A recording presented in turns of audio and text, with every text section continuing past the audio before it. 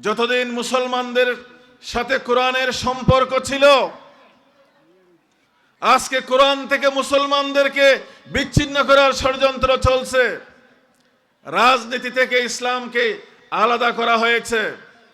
ইসলামের সাথে যতদিন রাজনীতি ছিল, রাজনীতির সাথে যতদিন কোরআন ছিল, সারা দুনিয়াতে মুসলমানদের রাজত্ব ছিল, ঠিক কিনা? সারা দুনিয়াতে মুসলমানদের রাজত্ব ছিল। আর যখন থেকে রাজনীতি থেকে কোরআনকে আলাদা করা হয়েছে, শাসন ব্যবস্থা থেকে ইসলামকে তুলে দেওয়া হয়েছে, তখন থেকে মুসলমানদের অধঃপতন শুরু হয়েছে। মুসলমানদের উপরে লাঞ্ছনা, গঞ্ছনা, বঞ্চনা শুরু হয়েছে। সারা পৃথিবীতে মুসলমানরা লাঞ্ছিত হচ্ছে। এজন্য একজন কবি বলেছেন, একজন কবি চমৎকার ভাবে বলেছেন,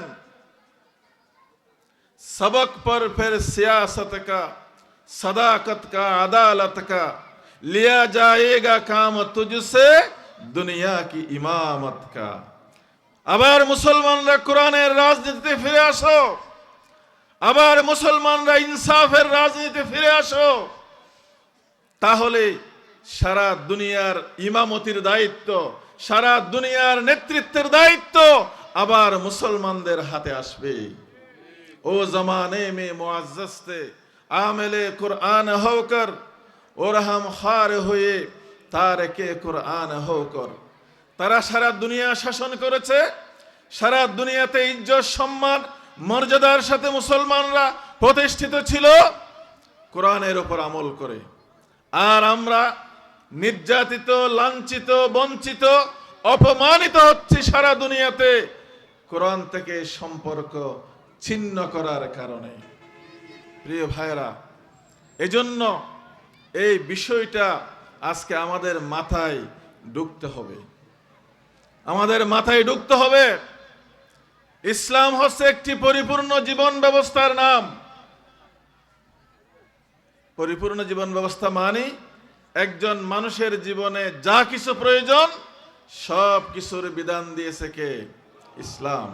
এজন্য আল্লাহ তাআলা বলেছেন, ইন্নাদ-দীনা ইনদাল্লাহিল ইসলাম। আল্লাহর কাছে মনোনীত জীবন ব্যবস্থার নাম হচ্ছে কি? ইসলাম।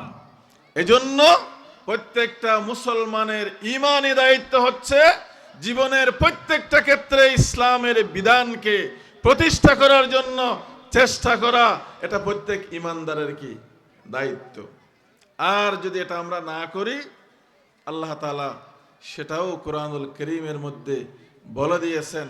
আল্লাহ তাআলা বলেন, ওমাই ইয়াবতাগি গায়রাল ইসলামি দীনান ফালান ইউকবালা মিনহু মান ইয়াবতাগি গায়রাল ইসলামি দীনান।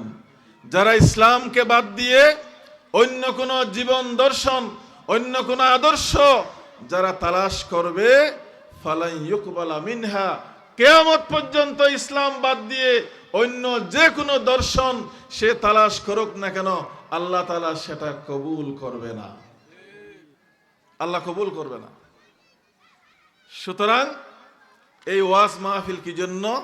সেই দিন মানুষের কাছে জানানোর জন্য। এই দিন রাসূলুল্লাহ সাল্লাল্লাহু আলাইহি ওয়াসাল্লাম এই জমিনে কি করেছেন? প্রতিষ্ঠা করে দেখিয়ে গেছেন। সুতরাং আমাদের